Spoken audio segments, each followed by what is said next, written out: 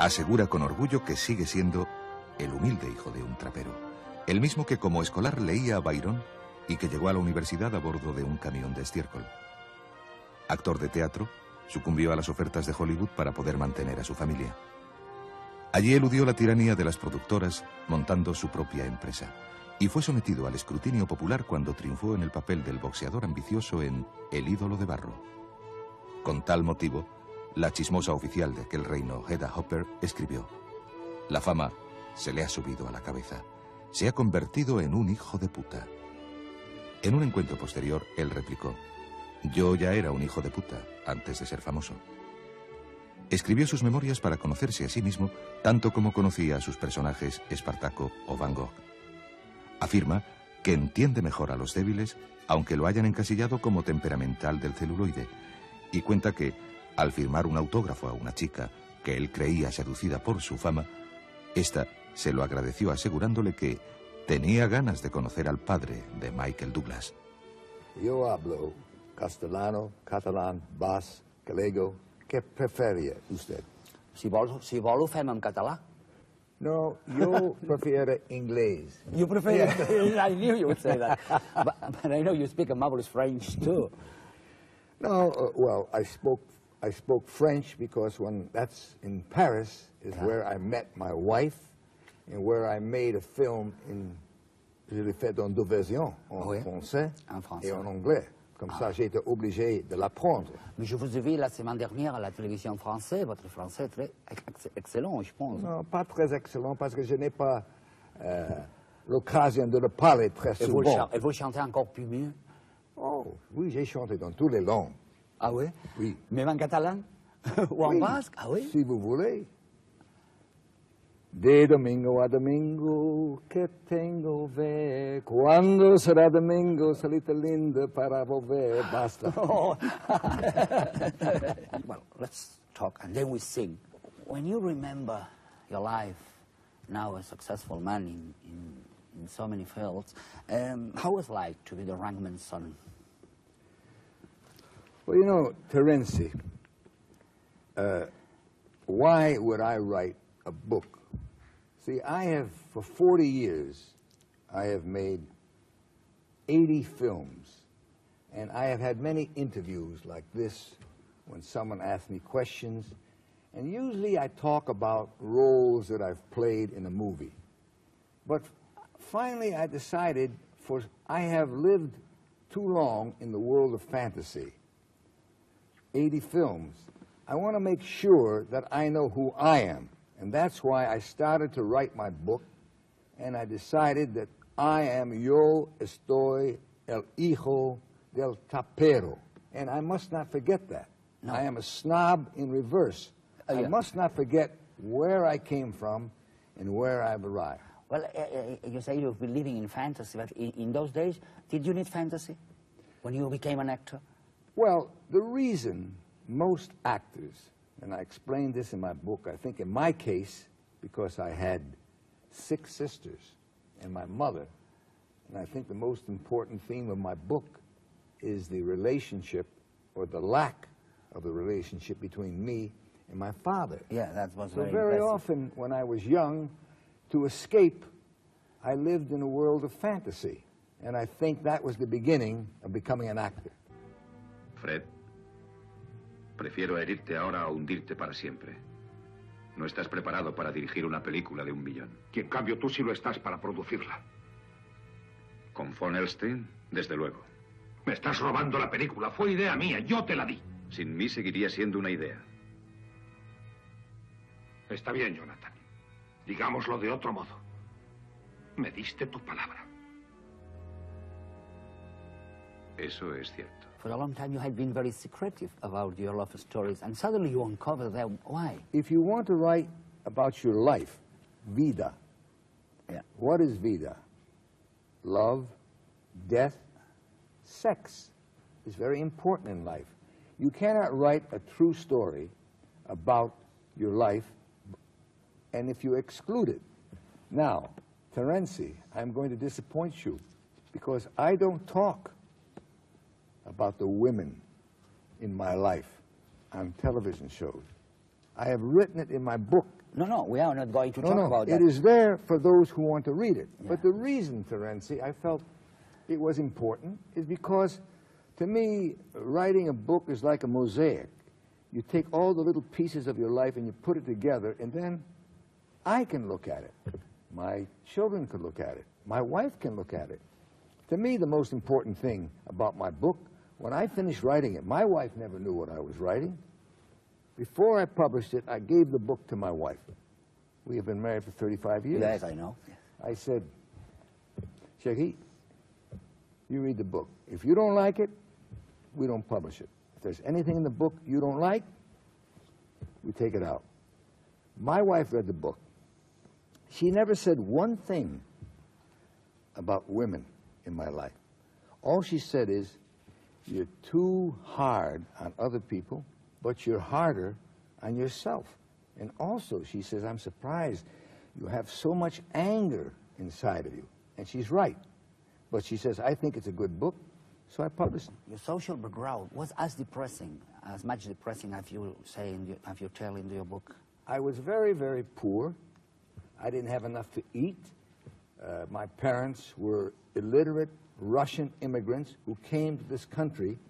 But, Terenci, I think all of that, for me, was an advantage because I was on the bottom. I couldn't go lower. I had to go up. Up, yes. And that is why I think my 4 sons, I admire them for what they have done more than I admire what I have accomplished in life because they come from a different background. They always knew they had enough to eat. They knew they had a rich father. They saw affluence all around them, and yet they have the motivación. Is there a word like that in Spanish? Motivación. Sí. Motivación to do something in life. And that, I think, is wonderful. And in one part of your book, you said that you advise your son Michael against the danger of success. Is that true? Terenci, I advised my 4 sons, 4 hijos, yes, I know. never to go into cinema. Never to go. Never. They are all in cinema. All in So you couldn't help that. I should have told them, go into cinema, and then maybe they wouldn't go. But in Michael's case, as I say, I always make him laugh because I say, Michael, if I knew you were going to be so successful, I would have been much nicer to you when you were young. How was I to know you were going to be so successful? But I am more proud of how Michael handles his success than I am of his success. Because in our profession, it is very important that you realize that all these are roles. Every role that you play on the screen is a little bit of yourself, but it's a role. Maybe there's a little bit of me that's Spartacus. Oh, yeah. You know, a little bit of me that's the Vikings, but I am not Spartacus. I am Isser Danilovich. That is my real name that I talk of in the book. That's the one who has the talent. One feels that you had a bit of struggle to assume your Jewish identity. Was so hard? Was it so hard in America? Well, Terenci, it is hard to be a Jew. Is difficult anywhere in the world. I have had an added problem because all through my life, people would say, "Oh, you don't look Jewish." I don't know what that means, because I have seen Jewish people with red hair, long faces, dark skin, light skin, all kinds of things. But anti-Semitism, I think, has existed for years. It exists now, and it will continue to exist. In my book, as you know, I describe the problems that I've had, especially in my early years, dealing with anti-Semitism. So I think to be a Jew is, for me, a challenge. It's dramatic, because I am proud of the Jewish culture. I've read somewhere that you were a very ambitious man. Is that true? Very ambitious. Vicious? Ambitious. Ambitious. Maybe I'm not pronouncing that well. What I don't understand, Terenci. Yes, but I'm pronouncing that well. Say it in Catalan. Ambicioso. Huh? Ambicioso. Oh, ambicioso, I understand. You understand that? Ah, yes, ambitious. So your hair is much better than my pronunciation. Ah, anyway. no. Ambicioso, yes, because I wanted to do something with my life. Yeah. You know, in my country, there are immigrants. We are a country. What is it to be an American? A real American is to be an American Indian. Yeah. Everybody are immigrants, or their parents were immigrants, or their grandparents. So obviously, the son of immigrants, born in poverty. And it's funny to me, Terenci, when I was writing my book, that all these memories of when I was very young, that I have pushed away, that were way down inside of me, came back very clearly. And that's why in my book, I talk about Isser Danilovich, which was my real name. I talk as if he's right inside of me. Yeah. And he has been there all the time, and I ignore him. Now I am aware that that is the part of me that has the talent. KIRK Douglas, which became my legal name, is the name, but Isser Danilovich is the one who has the talent. Isser Danilovich wanted to be a theater actor much more than a movie actor. That was your dream, wasn't it? Isser Danilovich failed because my dream was to be a famous actor in the theater.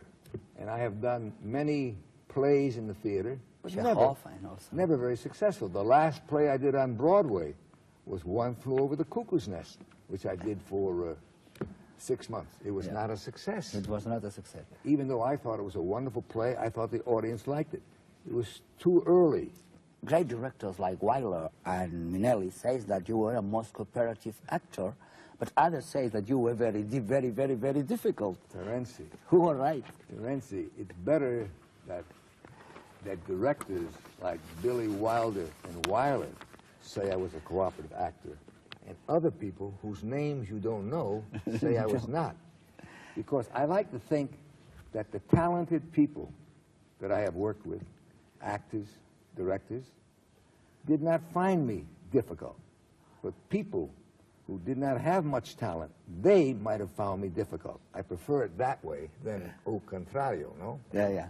But that being easy was nobody, you mean? Exactly. Yeah. And well, at the very peak of your career, you became a producer, which was a risk. Why? But the reason I formed my production company was I didn't want a writer just to hand me a script, and I play the role. I wanted to participate in more of the creative aspects of making a film.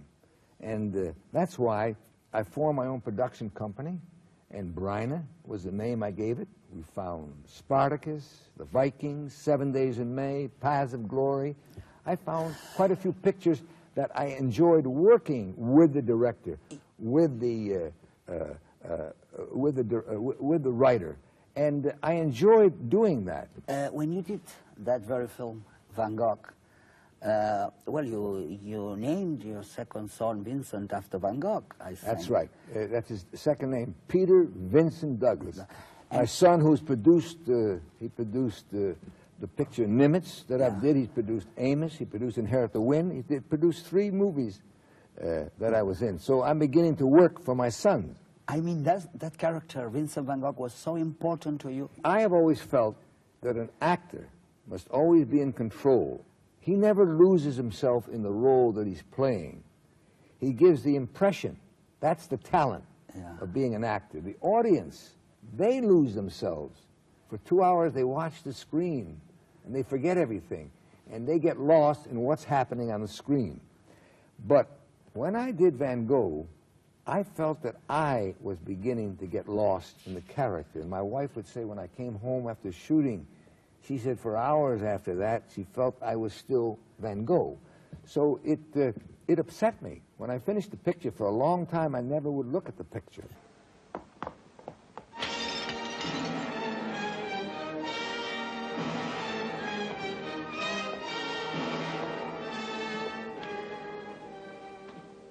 No vuelvas a hacer eso.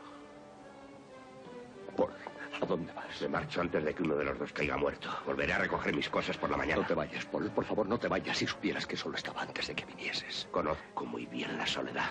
Solo que yo no me quejo.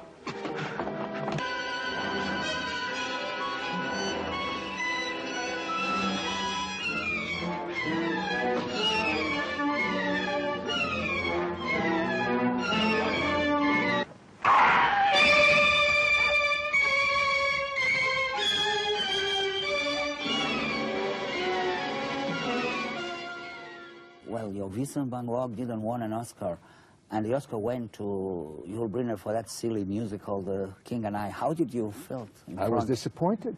Way, I was very disappointed. Very, very. As I wrote in my book, I was in Munich. I was in the hotel in Munich. I was doing, I don't know whether I was doing Paths of Glory or the Vikings. I don't know what I was doing. I think Sure, the Vikings. the Vikings. Yes.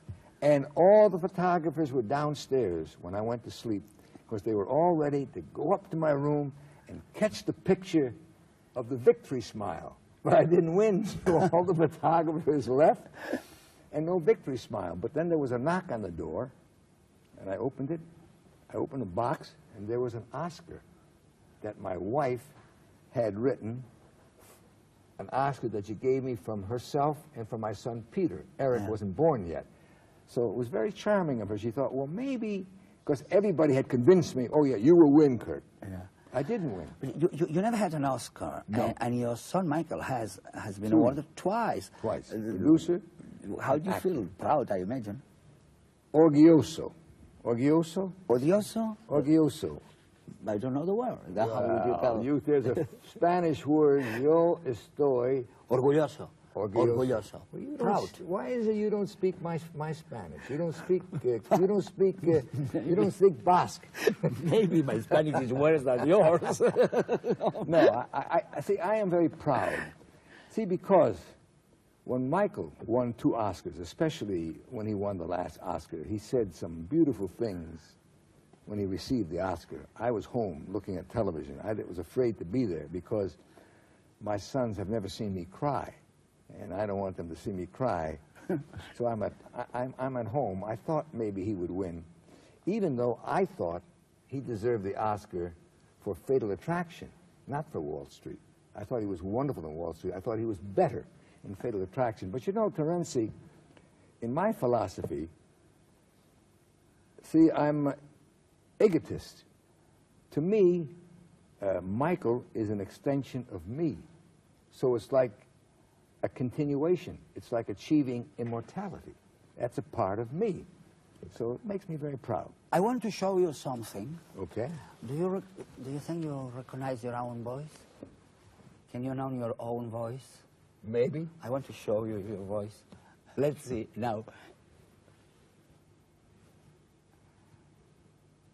Señores miembros del tribunal, si declaran culpables a estos hombres, ese error les atormentará hasta el día de su muerte. Ah, por cierto, señor, ¿sabía que el general Miró ordenó a su propio comandante de artillería, el capitán Moix, a abrir fuego sobre nuestras posiciones durante el ataque? Desde luego el capitán se negó sin tener una orden escrita. Pero el general Miró insistió en que disparase sobre nuestras propias trincheras. Volvió Rousseau a negarse sin la orden por escrito. De nuevo se le ordenó y otra vez se negó. Mr. Douglas. Todo delante del testigo. ¿De verdad cree esa fantástica? You know, sometimes I think that's very good. Sometimes I wonder if maybe it's like when I wrote El Hijo del Trapero. Trapero, I think maybe when it's translated in Spanish, I write better. And sometimes I think the same thing. Not always. Sometimes I don't like to hear my another voice dubbed. But I think that's very well done. I read you were writing a novel. Is literature a second career to you? Well, I don't think one book makes you a writer any more than one film makes you a star or an actor.